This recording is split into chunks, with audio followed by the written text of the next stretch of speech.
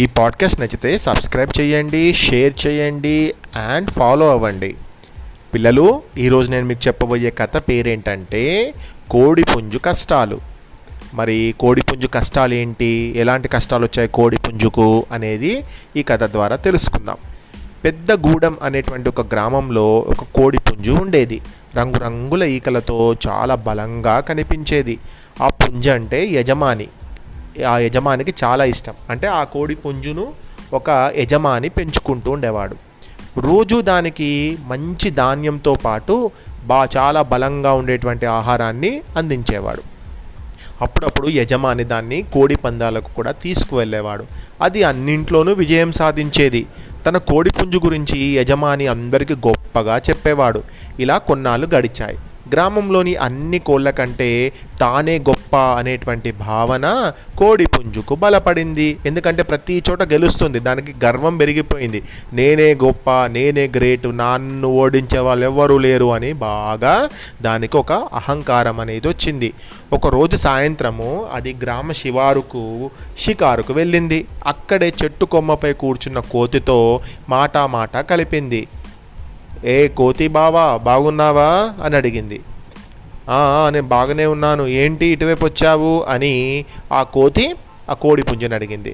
అడవిలో నివసించే ఆ కోతి కోడిపుంజుకు అడవి గొప్పదనాన్ని, అక్కడ దొరికే ఆహారం, పండ్ల గురించి ఉన్నవి లేనివి కల్పించి చెప్పింది. చీకటి పడడంతో ఆ కోతి అడవిలోకి వెళ్ళిపోయింది. తిరిగి ఇంటికి చేరుకున్న కోడిపుంజుకు ఆ రాత్రి అస్సలు నిద్ర పట్టలేదు. మరుసటి రోజు గ్రామంలోని మిగతా కోళ్లతో కోడిపుంజు సమావేశం ఏర్పాటు చేసింది. చాలా రోజుల నుంచి గ్రామంలో నివసించడం వల్ల కొత్తదనం ఏమీ లేదు కాబట్టి నేను ఈ గ్రామానికి సమీపంలోని అడవికి వెళ్ళి ఉండాలనుకుంటున్నా అని తన కోరికను చెప్పింది. అక్కడ ఉన్న ఒక కోడి, అయ్యో అడవికి వెళ్తావా, అడవిలో ఏముంటుంది, అయినా పల్లె వాతావరణానికి అలవాటు పడ్డ మనము అడవిలోకి వెళ్ళి బతకడం చాలా కష్టము అని చెప్పింది. అక్కడ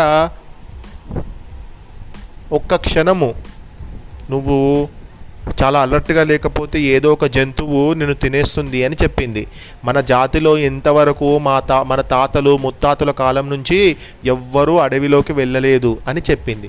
మిగతా కోళ్ళు కూడా ఇదే నిర్ణయాన్ని చెప్పాయి. కోడిపుంజు ఆ సలహాలు సూచనలను మీరేంటి నాకు చెప్పేది, నాకు అడవికి వెళ్ళాలనే ఉంది, మీరు ఉంటే ఇక్కడే ఉండండి, ఈ పల్లెటూరులోనే ఉండండి, నేను మాత్రం అడవికి వెళ్తాను అని చెప్పింది. అప్పుడే అడవిలోకి వెళ్ళిపోయింది. అక్కడ కోడిపుంజుకు 2-3 రోజులు హాయిగా గడిచాయి. దానికి నచ్చింది తింటుంది, హాయిగా ఉంటుంది.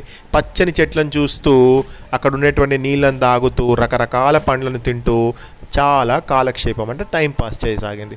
ఒకరోజు తెల్లవారుజామున నిద్రలేచిన కోడిపుంజు అలవాటు ప్రకారం కుక్కరొక్కో అంటూ కూయసాగింది. దాని కూత వినగానే అక్కడ నిద్రపోతున్న 2 నక్కలు చెట్టు కిందికి చేరాయి.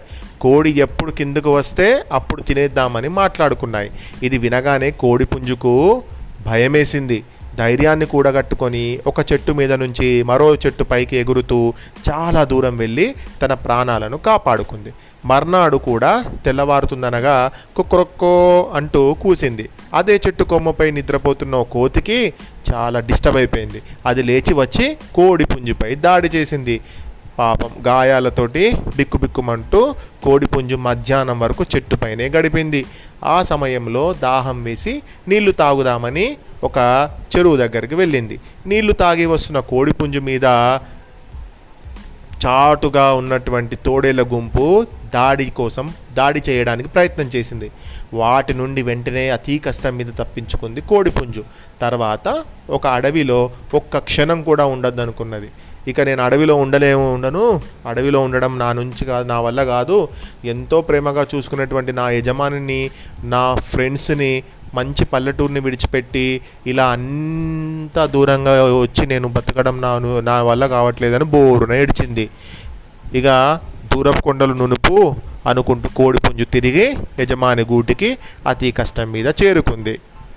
కొత్త వాటి కోసం మనం ఆశపడడం తప్పులేదు, కానీ అందులో వెళ్ళడం వల్ల ఎలాంటి ఇబ్బందులు కలుగుతాయని మనం ముందే తెలుసుకుంటే మంచిది. ఇంతటి చక్కని కథను రాసిన వారు తూర్పిన్ నరేష్ కుమార్ గారు. బాగుందా పిల్లలి కథ? శుభరాత్రి.